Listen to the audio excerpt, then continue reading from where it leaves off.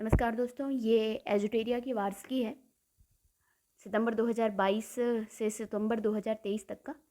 तो आर्थिक समीक्षा देखते हैं। 31 जनवरी 2023 को आर्थिक समीक्षा 2022-23 संसद में प्रस्तुत किया गया। आर्थिक समीक्षा हमेशा बजट के एक दिन पहले प्रस्तुत किया जाता है।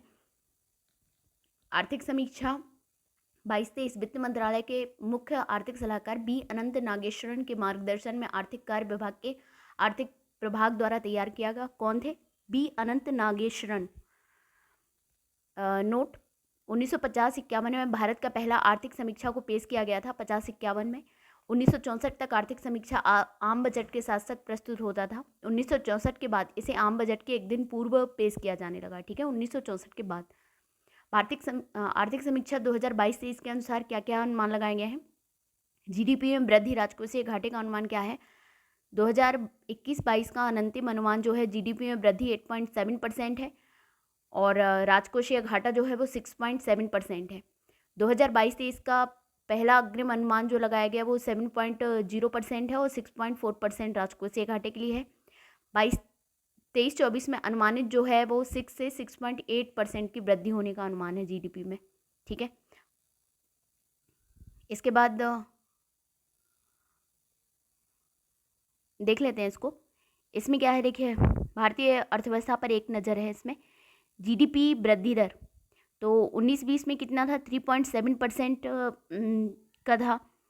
फिर 20-21 में जो था कोविड काल का, उसमें -6.7% हो गई थी। 21-22 में 8.7% रहा है। 22-23 में 7% रहा है।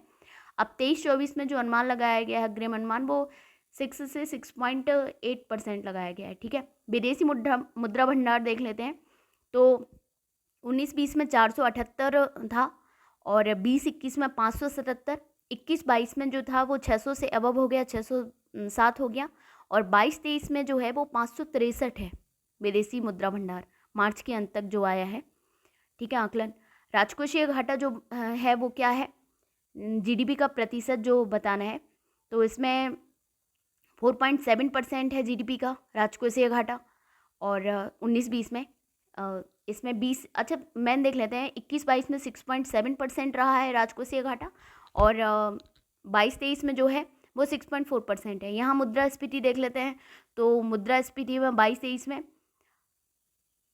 जो उपभोक्ता मूल्य सूचकांक पर आधारित है वो 6.8 है और थोक मूल्य सूचकांक पर आधारित है वो 11.5 है। ठीक है, सेवाएं क्या है, तो मूलभूत कीमतों पर सकल मूल्य वृद्धि दर 22-23 में कितनी है, 9.1 है। औद्योगिक वृद्धि दर कितनी रही है, 4.1% अनुमानित है और 21-22 में 10.3 थी औद्योगिक वृद्धि दर, पॉजिटिव में थी। ठीक है, इस बार भी पॉजिटिव है लेकिन 4.1 है। और सेवाओं में कम हो गया, 8 ज़्यादा हो गया, 8.4 था अब 9.1 हो गया है। कृषि एवं संबद्ध गतिविधियों में 3.0 था 21-22 में, अब 22-23 में कितना हो गया, 3.5%। ठीक है, तो ये हो गया ये कंप्लीट। अच्छा, इसमें क्या है, विभिन्न देशों का निबल शून्य प्रतिज्ञा क्या है। इसमें भारत है, भारत का 2070 तक लक्ष्य है, लक्षित वर्ष है निबल शून्य प्रतिज्ञा के लिए। चीन, रूस, इंडोनेशिया, सऊदी अरब, इन्होंने बनाया है 2060 तक का। तुर्की ने बनाया है 2053 तक का। और अमेरिका, कनाडा, अर्जेंटीना, ब्राज़ील, यूरोपीय union, United kingdom, France, Italy, दक्षिण कोरिया, जापान, साउथ अफ्रीका और ऑस्ट्रेलिया, इन्होंने 2050 तक का बनाया है। मतलब मैक्सिमम जो यूरोपीय कंट्री हैं उनका कितना है, 2050 है, लेकिन जर्मनी का 2045 है। ठीक है, और भारत का हमारा सबसे बाद में है, 2070 में बनाया है हम लोगों ने लक्ष्य। और टर्की का अलग है 2053 और चीन का 2060। मूलभूत कीमतों पर सकल मूल्य वृद्धि दर कृषि और संबद्ध के लिए कितना है, तो 21-22 में क्या था, कृषि का था 3.0, औद्योगिक क्षेत्र का 10.3% और सेवाएं के लिए था 8.4%। जबकि 22-23 में जो वृद्धि है वो 3.5% है, औद्योगिक क्षेत्र के लिए है 4.1% और सेवाओं के लिए 9.1%। ठीक है, 22-23 में विश्व के विभिन्न क्षेत्रों में भारत का स्थान, वैक्सीन निर्माण में पहले स्थान पे था भारत। ठीक है, 22-23 में दोपहिया व तिपहिया वाहनों के निर्माण में पहले स्थान पे हैं हम लोग और दुग्ध उत्पादन में पहले पे हैं। कच्चे इस्पात के मामले में उत्पादन में हम लोग दूसरे पे हैं। मोबाइल फ़ोन निर्माण में भी दूसरे पे हैं हम लोग। कच्चे इस्पात के उत्पादन में कितने पे हैं? दूसरे पे। मोबाइल फ़ोन निर्माण में दूसरे पे हैं। अंडा उत्पादन में तीसरा है हम लोगों का। ऑटोमोबाइल क्षेत्र में तीसरा है। फार्मा उद्योग में तीसरा है। और तीसरा कौन कौन से में है? ऑटोमोबाइल और फार्मास्यूटिकल और अंडा उत्पादन 3 में है। ठीक है। और यात्री गाड़ियों के निर्माण में हम लोग कितने में हैं? चौथे में हैं। रेलवे नेटवर्क में चौथे पे हैं। विदेशी मुद्रा भंडार में अभी हम लोगों का 6वां है। विदेशी व्यापार के सेवा निर्यात में 7वां है। मास में हम लोग 8वें पे हैं। विश्व व्यापार के सेवा आयात में 10वें पे हैं। टू द पॉइंट देख लेते हैं। कुल 12 अध्यायों में बांट कर दिया गया है इसको, आर्थिक समीक्षा को। तो अध्याय 1 में क्या क्या है? अर्थव्यवस्था की स्थिति 22-23 में पूर्ण सुधार। वित्त वर्ष 2023-24 के लिए जीडीपी वृद्धि दर 6.0 से 6.8% हो गया। ये 15 वर्ष और उससे अधिक आयु के लोगों के लिए शहरी बेरोजगारी दर जो है वो सितंबर 2021 तक 7.2% हो गई थी। वित्त वर्ष 2023 के लिए विभिन्न एजेंसियों द्वारा भारत का विकास अनुमान जो लगाया गया है 2023 के लिए, तो एडीबी ने कितना 7%, मूडी ने कितना लगाया है 7%, फिच ने 7%। तो इन तीनों ने 7% लगाया है, जबकि वर्ल्ड बैंक ने 6.9% लगाया है। IMF ने 6.8, RBI ने 6.8, SBI ने 6.8, OECD द्वारा 6.6। तो सबसे कम OECD लगाया है और सबसे अधिक एडीबी, मूडी, फिच ने। इन सभी एजेंसियों द्वारा भारत का औसत विकास दर 6.9% अनुमानित किया है। ट्रिपल पी के अनुसार भारत दुनिया की तीसरी बड़ी अर्थव्यवस्था है और बाजार विनिमय दरों में 5वीं सबसे बड़ी अर्थव्यवस्था है। ठीक है। अध्याय 2 है भारत का मध्यावधि विकास परिदृश्य आशावादी और विश्वसनीय है। यह अध्याय यह दर्शाता है कि महामारी पूर्व वर्षों की तुलना में अब भारत का विकास परिदृश्य बेहतर नजर आ रहा है और भारतीय अर्थव्यवस्था आने वाले वर्षों में अपनी पूरी क्षमता के साथ विकसित होने के लिए तैयार है। सरकार के अनुसार 2019 के राष्ट्रीय अवसंरचना पाइपलाइन और 2021 के राष्ट्रीय मुद्रीकरण पाइपलाइन से बुनियादी ढांचे के निर्माण और विकास के लिए एक मजबूत आधार लेखा तैयार की है। ठीक है। राजकोषीय विकास और राजस्व, तीसरा अध्याय है राजकोषीय विकास, राजस्व सुधार। ठीक है। तो इसमें क्या है? अप्रैल नवंबर 2022 के दौरान सकल कर राजस्व में 15.5% की वार्षिक वृद्धि दर्ज की गई, जो कि प्रत्यक्ष करों और अप्रत्यक्ष कर में दमदार वृद्धि से संभव हुई है। कितना है? सकल कर राजस्व में 15.5% की वार्षिक वृद्धि। पिछले कुछ वित्तीय वर्षों में औसत मासिक सकल जीएसटी संग्रह में अप्रत्याशित वृद्धि देखी गई है। तो फाइनेंशियल ईयर 2021 में कितना था? 0.35 लाख करोड़ दिखा है शायद, और फाइनेंशियल ईयर 22 में 1.24 लाख करोड़ है, और 22-23 में कितना है? 1.4 लाख करोड़ जीएसटी संग्रह हुआ है। चालू वित्त वर्ष के दौरान राजस्व व्यय की आवश्यकता काफ़ी अधिक रहने के बावजूद केंद्र सरकार ने पूंजीगत व्यय पर विशेष जोर दिया है। ठीक है।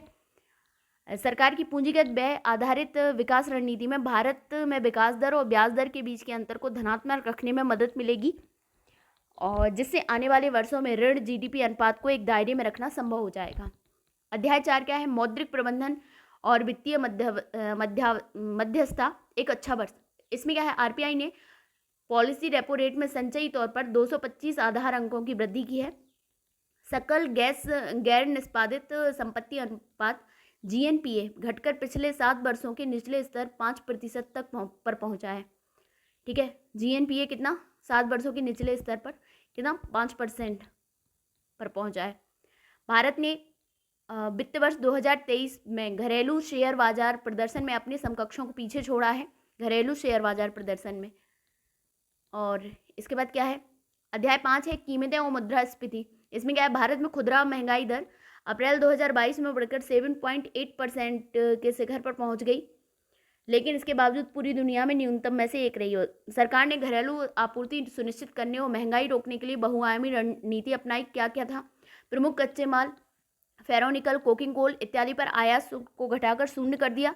पेट्रोल और डीजल के उत्पादन शुल्क में चरणबद्ध कटौती की गई। कपास पर सीमा शुल्क माफ कर दिया गया। गेहूं के निर्यात पर रोक लगा दी गई। अध्याय 6 में क्या है? ठीक है। इसमें क्या था? अध्याय 6 में सामाजिक अवसंरचना और रोजगार व्यापक व्यवस्था, जीवन के बेहतर गुणवत्ता के लिए सरकारी व्यय में वृद्धि की गई। स्वास्थ्य क्षेत्र पर केंद्र और राज्य सरकार का अनुमानित व्यय बढ़कर जीडीपी का कितना हो गया 22-23 में, जीडीपी का 2.1% हो गया। बाल मृत्यु दर 5 साल में कम उम्र के बच्चों की मृत्यु दर और नवजात शिशु मृत्यु दर में निरंतर गिरावट दर्ज की गई एनएमआर और यूएसएमआर में, ठीक है, आईएमआर वाला। 4 जनवरी 2023 तक आयुष्मान भारत योजना के तहत लगभग 22 करोड़ लाभार्थियों को सत्यापन किया गया। कितना? 22 करोड़ लाभार्थियों का। आयुष्मान भारत के तहत देश भर में 1.54 लाख से भी अधिक स्वास्थ्य एवं वेलनेस केंद्रों का चालू किया गया है आयुष्मान भारत के तहत। आर्थिक समीक्षा में प्रकाश डाला गया। यूएनडीपी के बहुआयामी गरीबी सूचकांक रिपोर्ट 2022 के अनुसार भारत में 41.5 करोड़ लोग वर्ष 2005-06 से वर्ष 19-20 के बीच गरीबी से उबर गए हैं। कितने? 41.5 करोड़ लोग। वर्ष 2023 से 2027 तक 14,500 से अधिक पीएम श्री स्कूलों का निर्माण किया जाएगा। कितना? 14,500 से अधिक। आर्थिक समीक्षा के अनुसार 6 जनवरी 2023 तक कोविड टीके की 220 करोड़ से भी अधिक खुराक लोगों को दी गई। ठीक है, कोविड टीके की 220 करोड़ से भी अधिक खुराक लोगों को दी गई। असंगठित कामगारों का एक राष्ट्रीय डेटाबेस बनाने के लिए ई श्रम पोर्टल विकसित किया गया, जिसका सत्यापन आधार से होता है। राष्ट्रीय डेटाबेस बनाने के लिए ई श्रम पोर्टल विकसित किया, जिसका सत्यापन आधार से होता है। ठीक है, 31 दिसंबर 2022 तक कुल मिलाकर 28.5 करोड़ से भी अधिक असंगठित कामगारों में ई श्रम पोर्टल पर अपना पंजीकरण करवाया है। कितना? 28.5 करोड़ लोगों ने करवाया है। अध्याय 7 है जलवायु परिवर्तन और पर्यावरण भविष्य की तैयारी। इसके लिए क्या है? 2070 तक शून्य उत्सर्जन का लक्ष्य हासिल करने के लिए नेट जीरो का संकल्प व्यक्त किया। भारत ने गैर जीवाश्म ईंधनों में 40% अधिष्ठापित बिजली क्षमता पर अपना लक्ष्य वर्ष 2030 से पहले ही हासिल कर लिया। ठीक है, भारत ने अब 2030 तक गैर जीवाश्म ईंधनों से 50% संचयी विद्युत ऊर्जा संस्थापित क्षमता हासिल करने का लक्ष्य रखा है। गैर जीवाश्म ईंधनों में संभावित अधिष्ठापित क्षमता वर्ष 2030 तक 500 गीगावाट से भी अधिक हो जाएगी। इससे वर्ष 14-15 की तुलना में वर्ष 29-30 तक औसत उत्सर्जन दर में लगभग 29% की कमी आ जाएगी। ठीक है, और भारत अपने जीडीपी की उत्सर्जन तीव्रता को वर्ष 2005 के स्तर की तुलना में वर्ष 2030 तक 45% कम कर देगा। जीडीपी के उत्सर्जन तीव्रता को 2005 के स्तर से 2030 तक कितना? 45%। पर्यावरण के लिए जीवन शैली लाइफ के रूप में जन आंदोलन शुरू किया गया। क्या शुरू किया गया? जन आंदोलन। अभी और कितना बाकी रह गया है? चलिए ये नेक्स्ट में कर देंगे। ठीक है,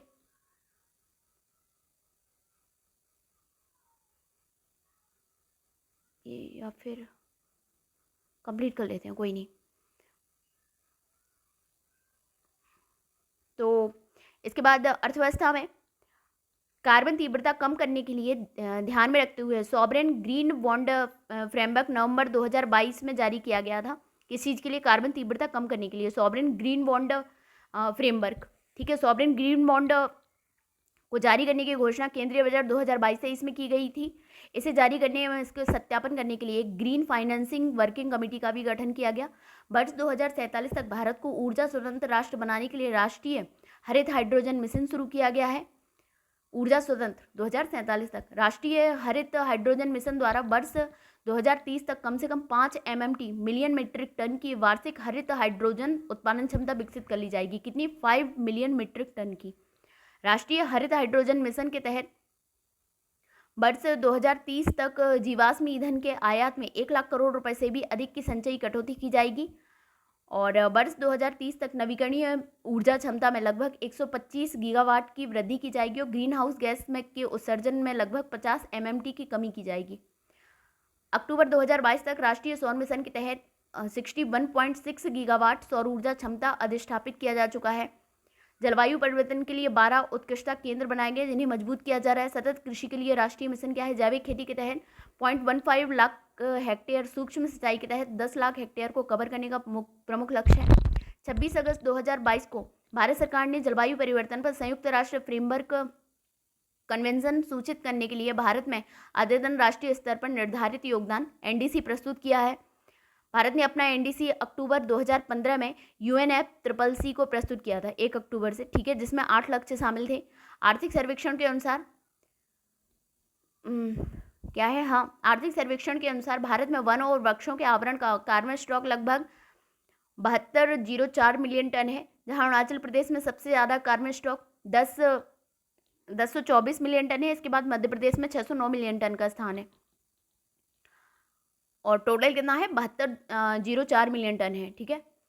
और आर्थिक समीक्षा के अनुसार अगस्त 2022 तक भारत के 18 राज्यों में 75,796.8 वर्ग किलोमीटर क्षेत्र में 53 टाइगर रिजर्व फैले हैं, अब 54 हो चुके हैं, ठीक है, जो जंगली बाघों की वैश्विक आबादी का 75% इसमें रहता है। देश के 17 टाइगर रिजर्व CANTS अंतर्राष्ट्रीय मान्यता प्राप्त हैं और 2 को अंतर्राष्ट्रीय TX2 पुरस्कार मिल चुका है, ठीक है। आर्थिक समीक्षा के अनुसार भारत में एशियाई शेरों की आबादी 674 है और 12,852 तेंदुए हैं, ठीक है, 12,852 तेंदुए हैं। पूरे विश्व में 60% से अधिक हाथियों की आबादी भारत में है। अध्याय 8 क्या है, कृषि और खाद्य प्रबंधन, खाद्य सुरक्षा से पोषण सुरक्षा था। इसमें क्या है, प्रथम अग्रिम अनुमान के अनुसार भारत में 315.7 मिलियन टन कुल खाद्यान्न उत्पन्न हुआ है। कितना उत्पन्न हुआ है 22-23 में, 315.7 मिलियन टन, जिसमें खरीफ फसलों का उत्पादन 104.9 मिलियन टन अनुमानित है। पिछले 6 वर्षों के दौरान भारतीय कृषि क्षेत्र में 4.6% की औसत वृद्धि दर से प्रगति कर रहा है। वर्ष 21-22 में कृषि और संबद्ध क्षेत्र में सिर्फ 3.0% की वृद्धि देखी गई है। 21-22 के दौरान कृषि निर्यात 50.2 बिलियन अमेरिकी डॉलर के उच्च स्तर पर पहुंच गया है। कृषि निर्यात 18-19 के केंद्रीय बजट में घोषणा की गई किसानों को सभी जरूरी फसलों की उत्पादन लागत का कम से कम 1.5 गुना न्यूनतम समर्थन मूल्य दिया जाएगा। तदनुसार कृषि वर्ष 18-19 के बाद से खरीफ रबी समेत सभी 22 फसलों के लिए MSP दिया जा रहा है। 23 दिसंबर 2022 तक 3.89 करोड़ पात्र किसानों को किसान क्रेडिट कार्ड जारी किया गया। किसान क्रेडिट कार्ड योजना कब प्रारंभ हुई थी? 1998 अटल बिहारी वाजपेयी जी के टाइम में। भारत में 44.3 लाख जैविक किसान हैं, जो दुनिया में सबसे अधिक हैं। कितने हैं? 44.3 लाख। परंपरागत कृषि विकास योजना के तहत किसान उत्पादन संगठनों के माध्यम से जैविक कृषि को बढ़ावा दिया जा रहा है। 59.1 लाख हेक्टेयर क्षेत्र को वर्ष 21-22 में जैविक खेती के तहत लाया गया था, ठीक है। तीसरे अग्रिम अनुमान 21-22 के अनुसार 342.3 मिलियन टन बागवानी फसलों का रिकॉर्ड उत्पादन हुआ है। संयुक्त राष्ट्र महासभा ने मार्च 2021 के दौरान अपने 75वें सत्र में वर्ष 2023 को अंतर्राष्ट्रीय मोटा अनाज वर्ष घोषित किया था। 2023 को कौन से? मार्च 2021 के 75वें सत्र में अंतर्राष्ट्रीय पोषक अनाज वर्ष पहल के माध्यम से भारत मोटे अनाजों को बढ़ावा देने में अग्रणी भूमिका निभा रहा है और इसको हम लोग क्या बोल रहे हैं? अन्नशील, ठीक है।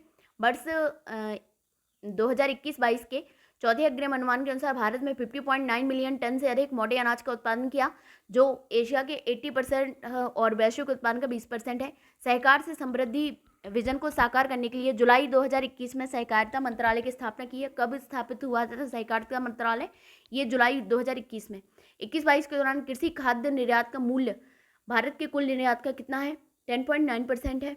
सरकार ने 1 जनवरी 2023 से 1 वर्ष के लिए राष्ट्रीय खाद्य सुरक्षा अधिनियम के तहत लगभग 81.4 करोड़ लाभार्थियों को मुफ्त खाद्यान्न देने का ऐतिहासिक निर्णय लिया है। इसके तहत सरकार अगले 1 साल के लिए लाभार्थियों को प्रति व्यक्ति 5 किलोग्राम, अंत्योदय अन्न योजना के लाभार्थियों को 35 किलोग्राम प्रति परिवार मुफ्त में खाद्यान्न उपलब्ध कराएगी, ठीक है। इसके बाद कोविड-19 महामारी के चलते गरीबों को हुए आर्थिक व्यवधान के कारण अप्रैल से जून 2020 की अवधि के लिए प्रधानमंत्री गरीब कल्याण अन्न योजना चरण 1 की शुरुआत हुई थी। कब हुई थी? अप्रैल से जून 2020 की अवधि के लिए प्रधानमंत्री गरीब कल्याण अन्न योजना चरण 1 की शुरुआत हुई थी। अभी तक इसके आगे विभिन्न चरणों को लागू किया जा चुका है। चरण कितना है? 7 में अक्टूबर से दिसंबर 2022 को शामिल किए करने वाला नवीनतम चरण है। इसके तहत राष्ट्रीय खाद्य सुरक्षा अधिनियम के अधीन लाभार्थियों को प्रति व्यक्ति प्रति माह 5 किलो अतिरिक्त खाद्यान्न मुफ्त में प्रदान किया जाएगा। ठीक है, किसके तहत? राष्ट्रीय खाद्य सुरक्षा अधिनियम के अधीन पीएम किसान के अंतर्गत 11.3 करोड़ किसानों को वित्तीय सहायता उपलब्ध कराई जाएगी। राष्ट्रीय कृषि विपणन योजना ई नाम के तहत 1.74 करोड़ किसानों को 2.39 लाख व्यापारियों को शामिल किया गया है। अध्याय 9 है उद्योग स्थायी विकास। सकल घरेलू उत्पाद के हिस्से के रूप में वस्तुओं और सेवाओं को निर्यात वित्त वर्ष 2016 के बाद से सबसे अधिक रहा है। ठीक है, भारत विश्व का दूसरा सबसे बड़ा मोबाइल फोन निर्माता बन गया है, जिसके हैंडसेट का उत्पादन वित्त वर्ष 2021 में 29 करोड़ यूनिट भारत ने कर दिया है। भारत विश्व को सबसे अधिक जेनेरिक दवाएं उपलब्ध कराने वाला देश है, जो मात्रा के आधार पर वैश्विक आपूर्ति में 20% की हिस्सेदारी रखता है। फार्मा उद्योग में भारत दुनिया में तीसरे और मूल्य के आधार पर 14वें स्थान पर है। कितना है? फार्मास्यूटिकल में हम लोग तीसरे पे हैं। और फार्मा उद्योग में एफडीआई में 4 गुना वृद्धि हुई है। वित्त वर्ष 2019 में एफडीआई 180 मिलियन डॉलर से बढ़कर वित्त वर्ष 2022 में 699 मिलियन डॉलर हो गया। भारत विश्व के 60% बाजार हिस्सेदारी के साथ सबसे बड़ा वैक्सीन निर्माता भी है।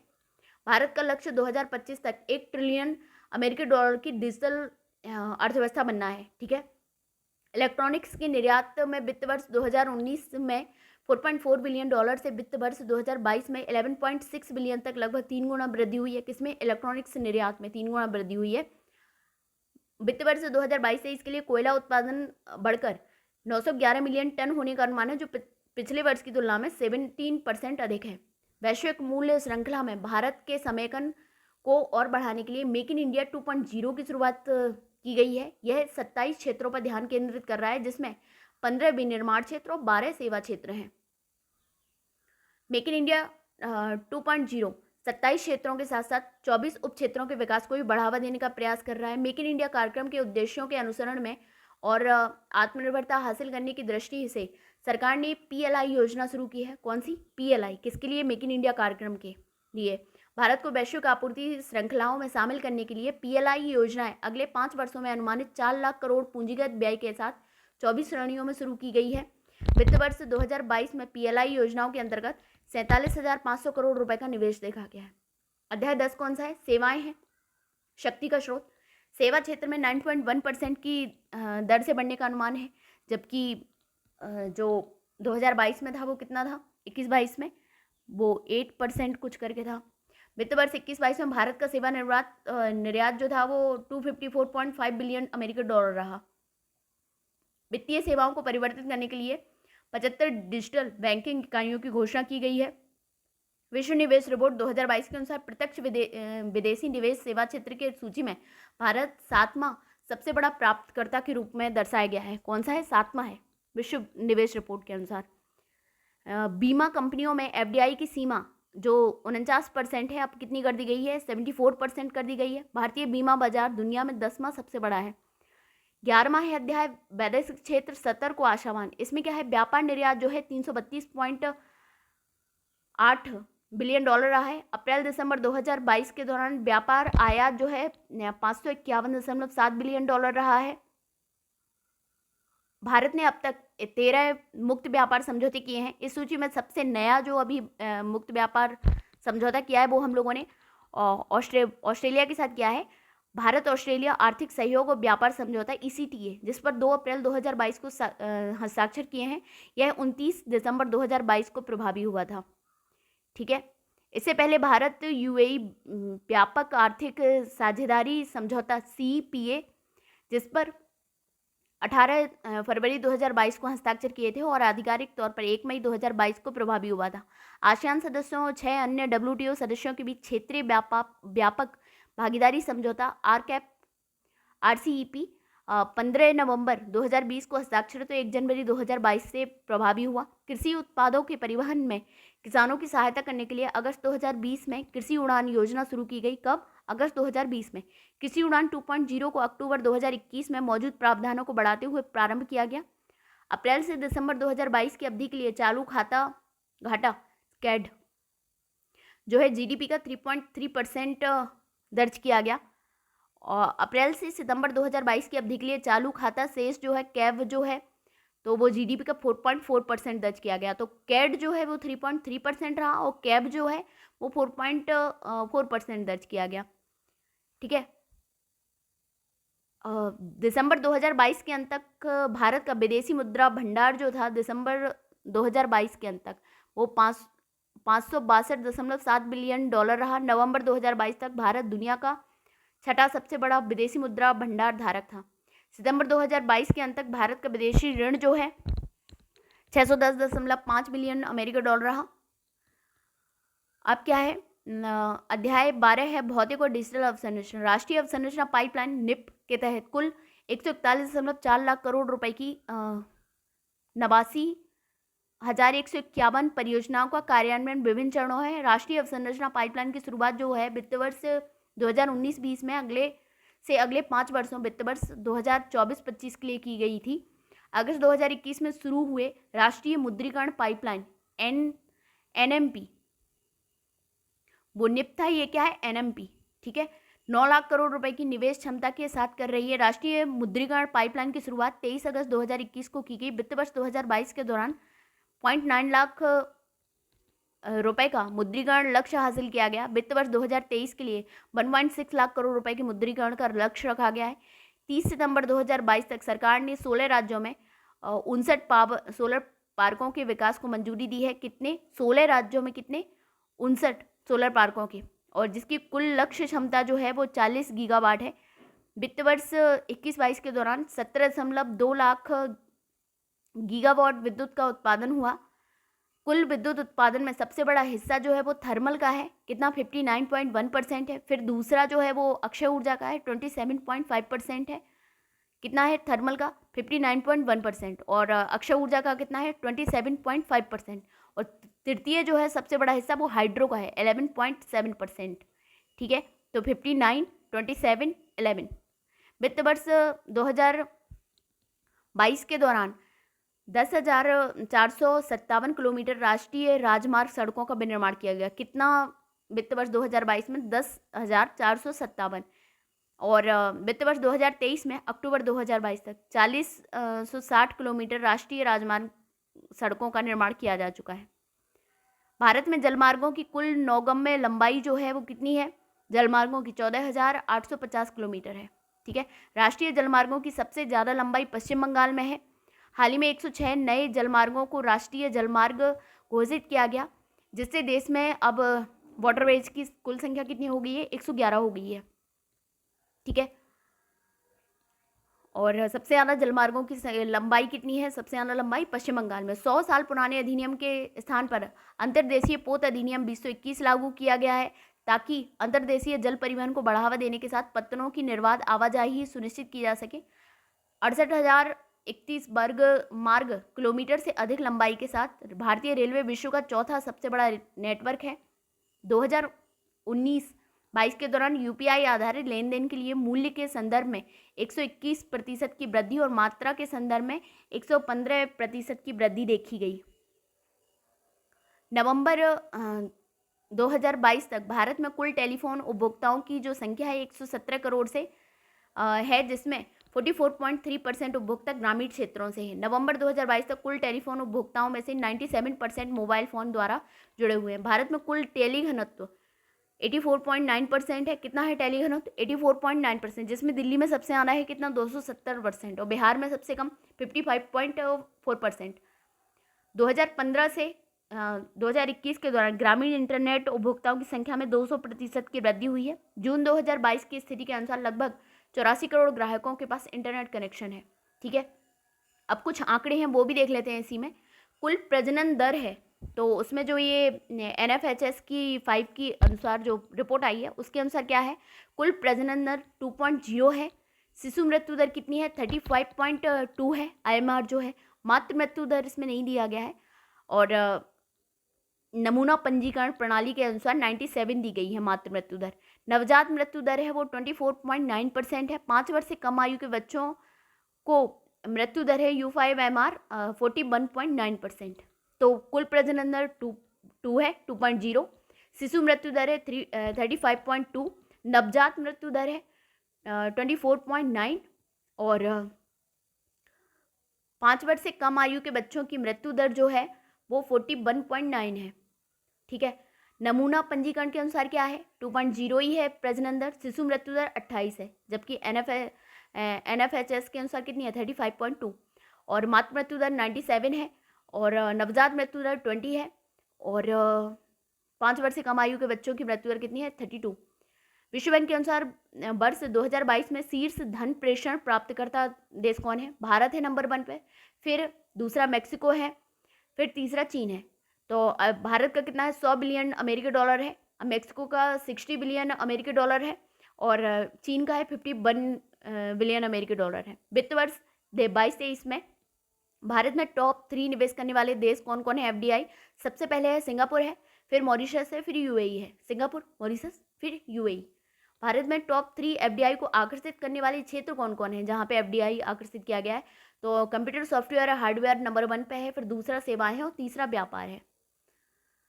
अब प्रमुख निधन है ये देख लेते हैं। प्रकाश सिंह बादल, इनका पंजाब के पूर्व मुख्यमंत्री थे, अकाली दल के थे और 5 बार पंजाब के मुख्यमंत्री बने हैं और 2015 में पद्म भूषण से सम्मानित थे। एडसन अरांटेस डो नेसिमेंटो, ये पेले का नाम है, क्या है, एडसन अरांटेस डो नेसिमेंटो ब्राज़ील के दिग्गज फुटबॉल खिलाड़ी हैं।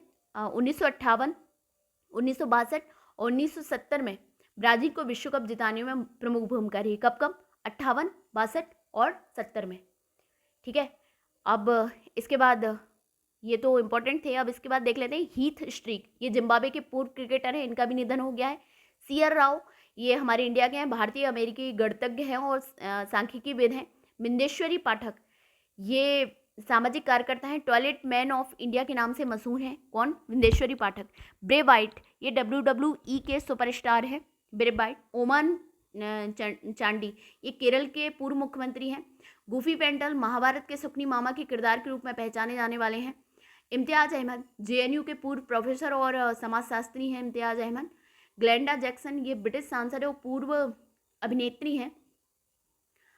डॉक्टर N गोपालकृष्ण, वार के पूर्व निदेशक हैं। तारिक फतेह, पाकिस्तान मूल के जाने माने कनाडाई लेखक हैं। पामिला चोपड़ा हैं, भारतीय पार्श्व गायक हैं। और डॉक्टर पूर्णिमा आडवाणी है, राष्ट्रीय महिला आयोग के पूर्व अध्यक्ष।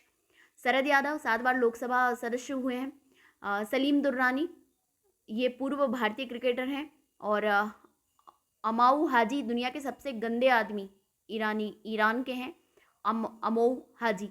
जमशेद जे ईरानी, ये गंदे आदमी इसलिए कहा जाता है कि बहुत टाइम से इन्होंने नहाया नहीं था। जमशेद जे ईरानी, ये स्टील मैन ऑफ इंडिया नाम से प्रसिद्ध हैं, जमशेद जे ईरानी। श्याम शरण नेगी, स्वतंत्र भारत के पहले मतदाता हैं। कनक रेले, मोहिनीअट्टम के प्रतिपादक हैं ये।